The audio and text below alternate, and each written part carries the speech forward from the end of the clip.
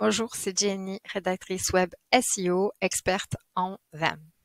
Je vous retrouve aujourd'hui pour vous parler finalement de l'intention de recherche. Euh, c'est parti. L'intention de recherche, c'est important quand on veut créer un contenu de qualité, parce que c'est avec cette information qu'on va pouvoir définir quel type de contenu on va rédiger. Si on met l'accent plutôt sur des fiches produits, si on met l'accent plutôt sur un contenu plutôt informatif, en fait, voilà, il faut qu'on sache ce qu'on va rédiger. On a vu quand on a tapé vin de Bordeaux sur SEMrush et aussi dans la barre de recherche de Google, l'intention de recherche des internautes était surtout une recherche informationnelle. Donc pour ça, ça veut bien dire qu'on est obligé, en tout cas il est vraiment conseillé, pour rédiger un contenu de qualité, de faire des contenus qui sont plutôt pédagogiques, comme par exemple des articles de blog sur les blogs des sites, des châteaux viticoles, des domaines, des propriétaires.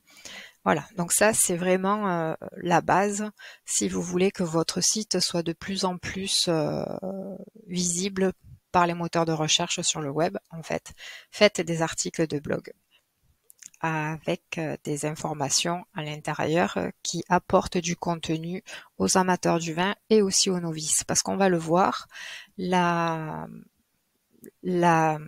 d'autres intentions de recherche en fait peuvent être aussi navigationnelles.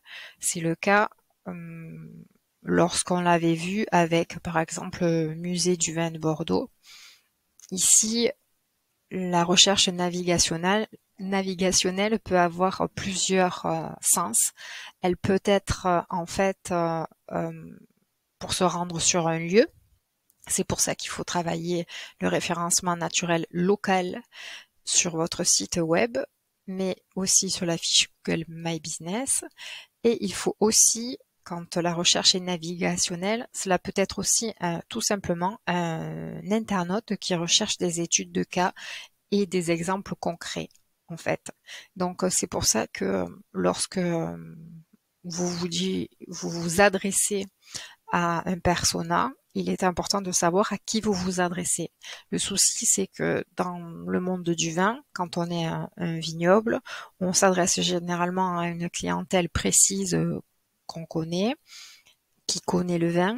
Mais aujourd'hui, il faut absolument informer les internautes de ce qu'est le vin parce que ça peut être un très bon vecteur de communication et de sensibilisation en expliquant quel est le travail.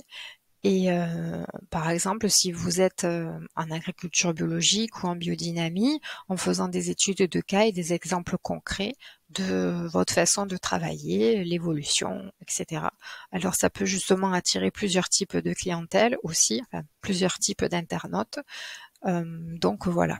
D'ailleurs, j'avais fait une étude de cas d'une analyse d'un audit SEO sur le site web des vignerons bio de la Nouvelle-Aquitaine, dans laquelle en fait il y a, je pense, une forte demande de recherche navigationnelle et il y a finalement très peu d'études de cas qui sont structurées dessus le site. Voilà, et aussi une forte demande de recherche informationnelle. Et il n'y a pas forcément des informations plus compétentes, plus techniques, plus que l'on trouve que sur ce site-là et pas sur un autre en fait. Voilà. Ensuite, la troisième intention de recherche, c'est une recherche commerciale.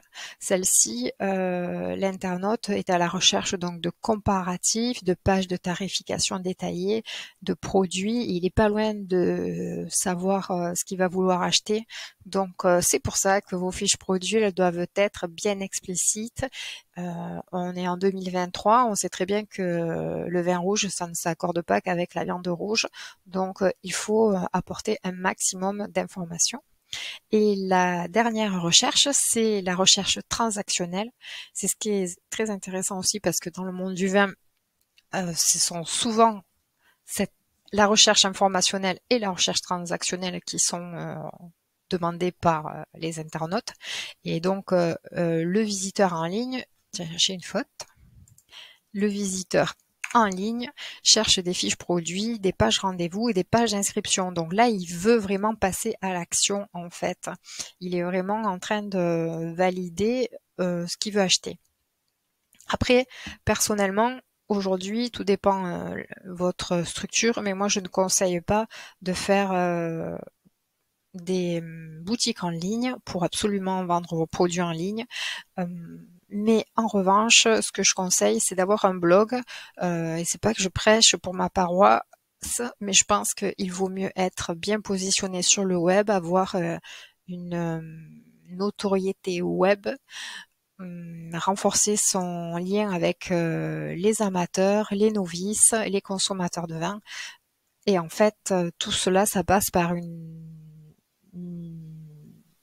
réponse à l'intention de recherche informationnelle. Et une fois que ce lien est créé, en fait, et qu'on a justement assez de poids, on peut venir vendre du vin en ligne. Voilà. J'espère que j'ai été suffisamment claire pour vous apporter une clé supplémentaire afin de rédiger du bon contenu pour le web. Voilà. Au plaisir de vous retrouver. Si cela vous a plu, je vous invite à liker et surtout à mettre un commentaire si vous avez des questions. Il n'y a pas de souci, je me tiens à votre disposition. Je me ferai un grand plaisir de vous répondre. Je vous souhaite une bonne fin de journée et puis je vais revenir tout bientôt pour vous expliquer comment observer la concurrence pour faire un bon contenu. À très vite.